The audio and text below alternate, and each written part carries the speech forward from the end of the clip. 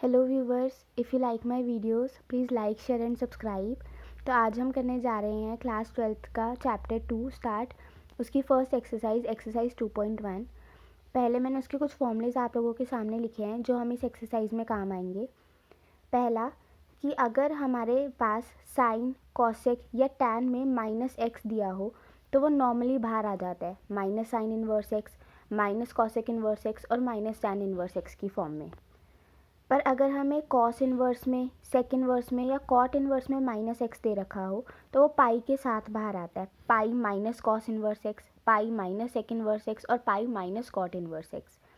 ऐसे ही अगर हम इनकी प्रिंसिपल रेंज की बात करें, जो कि पूरी एक्सरसाइज इसी पे बेस्ड है, तो साइन, कॉसेक और टैन की जो प्रिंसिपल रेंज होती है वो -π/2 से π/2 होती है। बस कॉसेक में ज़ीरो नहीं आता है, बाकी कॉस, सेक और कॉट की जो प्रिंसिपल वैल्यू होती है वो 0 से पाए होती है, बट सेक इनवर्स में π/2 नहीं आता है। ऐसे ही अभी नीचे ट्रिग्नोमेट्रिक टेबल है जो कि 10 से हम पढ़ते आ रहे हैं कि साइन, कॉस, टैन, कॉसेक, सेक और कॉट की क्या क्या प्रिंसिपल टेबल्स में वैल्यूज़ होती हैं। अब हम आगे एक्सरसाइज स्टार्ट करते हैं। जैसे पहला क्वेश्चन है, क्वेश्चन 1, साइन इनवर्स -1/2। हमें इसकी प्रिंसिपल वैल्यू बतानी है। तो पहले तो हम इसे लेट कर लेंगे y is equals to, sine के अंदर माइनस है तो साइन के अंदर जो माइनस होता है वो माइनस साइन इनवर्स की फॉर्म में बाहर आता है और अंदर 1/2 एज इट इज़ रहेगा। अब साइन 1/2 कब होता है, हमने अभी देखा साइन 1/2 π/3 पे होता है। तो π/3 को हम क्या लिख सकते हैं, π/6, और ये माइनस ऑलरेडी माइनस है इसलिए आया। अब क्या π/6 बिलोंग करता है -π/2 से π/2 में, तो हाँ जी बिल्कुल बिलोंग करता है। अब यहाँ पे हमने -π/2 क्यों लिया, क्योंकि वही साइन की जो है वो प्रिंसिपल वैल्यू होती है। अब अगला क्वेश्चन भी इसी तरह है, कॉस इनवर्स √3/2। हम पहले y को लेट करेंगे, कॉस इनवर्स √3/2, कोई माइनस का साइन नहीं है तो सिंपल क्वेश्चन है। कॉस √3/2 30 डिग्री पे होता है, मतलब π/6 पे होता है।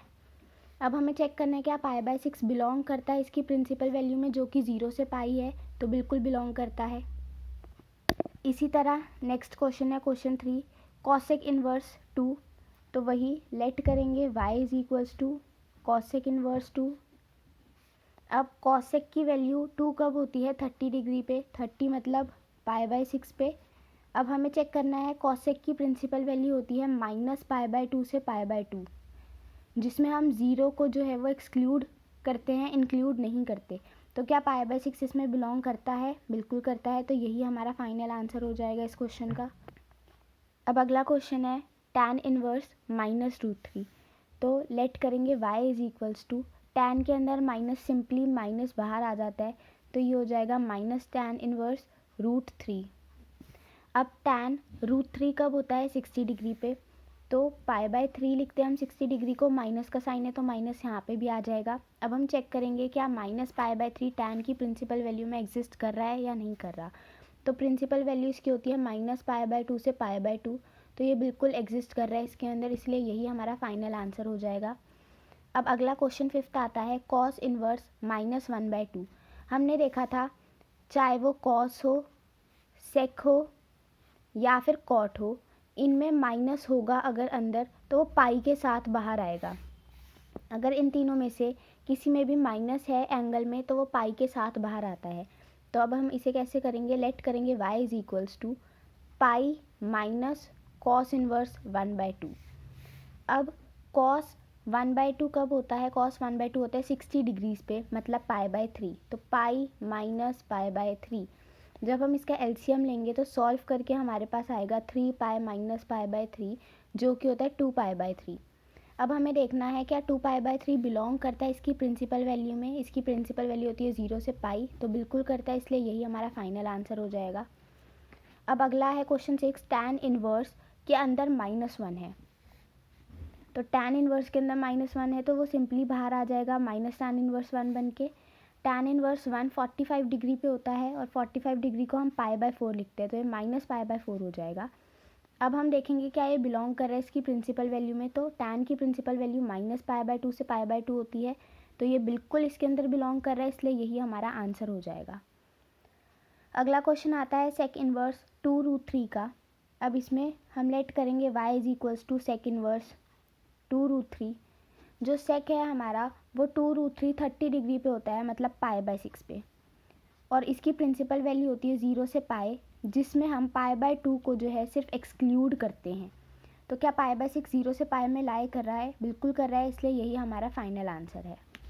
अब आगे अगला क्वेश्चन आता है क्वेश्चन 8 कॉट इनवर्स √3।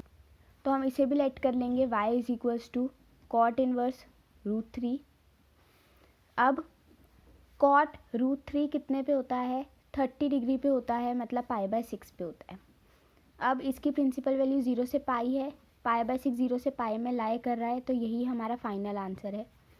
अगला आता है कॉस इनवर्स -1/√2। फिर से कॉस के अंदर माइनस है तो वो पाई के साथ बाहर आएगा। कैसे? y is equals to pi minus cos inverse 1/√2। Cos 1/√2 कितने पे होता है? कॉस 1/√2 होता है 45 पे, मतलब π/4। Pi as it is, minus as it is, इसकी जगह हम लिखेंगे π/4। जब हम इसे एलसीएम लेके सॉल्व करेंगे तो हमारे पास आएगा 3π/4। अब हमें चेक करना है क्या 3π/4 कॉस की प्रिंसिपल वैल्यू में लाया करता है या नहीं। तो कॉस की प्रिंसिपल वैल्यू होती है 0 से पाई, तो ये बिल्कुल लाया करते हैं, इसलिए यही हमारा फाइनल आंसर है। अब अगला क्वेश्चन 10 आता है कॉसेक इनवर्स -√2। कॉसेक के अंदर माइनस है तो वो नॉर्मली बाहर आ जाएगा। y is equals to minus cosec inverse √2। Cosec inverse √2 जो है वो 45 पे होता है, मतलब π/4 पे, तो माइनस π/4 आ गया। और इसकी प्रिंसिपल वैल्यू होती है -π/2 से π/2, जिसमें हम सिर्फ और सिर्फ 0 को एक्सक्लूड करते हैं। तो क्या -π/4 इसमें लाई कर रहा है? बिल्कुल लाई कर रहा है, इसलिए यही हमारा फाइनल आंसर है।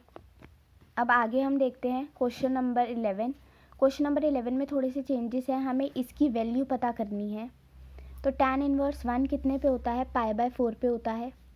अब यहाँ पे क्या है? कॉस के अंदर माइनस है, कॉस के अंदर माइनस पाई के साथ बाहर आता है, तो प्लस पाई माइनस कॉस 1/2 जो होता है वो π/3 पे होता है। साइन के अंदर माइनस है एंगल में, तो वो नॉर्मली बाहर आ जाता है, तो यहाँ पे माइनस हो जाएगा। और साइन 1/2 जो होता है वो π/6 पे होता है। अब बस कुछ नहीं करना, नॉर्मली इसका एलसीएम लेके सॉल्व करना है। अगर हम देखें तो इसका एलसीएम 12 आएगा, तो ऊपर हो जाएगा ये 3π प्लस 12π माइनस 4π माइनस 2π। इसको सॉल्व करेंगे तो हमारे पास आ जाएगा 15π माइनस 6π अपॉन में 12, जो कि 9π/12 होगा। कैंसिल कर दो, 3 3 जा 9, 3 4 जा 12, तो 3π/4 आंसर आ गया हमारा। अब आगे आता है question number 12 cos inverse 1/2 plus 2 sine inverse 1/2। 1/2 angle में है, कॉस 1/2 जो है वो π/3 पे होता है, plus 2 as it is sine 1/2 जो है वो π/6 पे होता है। बीच में मल्टीप्लाई हो रहे हैं तो ये कैंसिल हो जाएगा, तो ये हमारे पास π/3 प्लस π/3 आ गया। जब हम इसको सॉल्व करेंगे एलसीएम लेके तो हमारे पास 2π/3 आंसर आ जाएगा। अगला क्वेश्चन 13 क्या बोलता है? अगर साइन इनवर्स x y की इक्वल है तो हमें पता है कि साइन की प्रिंसिपल वैल्यू क्या होती है। साइन की प्रिंसिपल वैल्यू होती है -π/2 से π/2, तो यही हमारा इसका आंसर होगा। अब अगला लास्ट क्वेश्चन नंबर 14 जो कि है tan inverse √3 minus sec inverse -2 किसके इक्वल है। तो यहाँ पे हमें देखना है कि tan इनवर्स √3 कितने पे होता है? π/3 पे।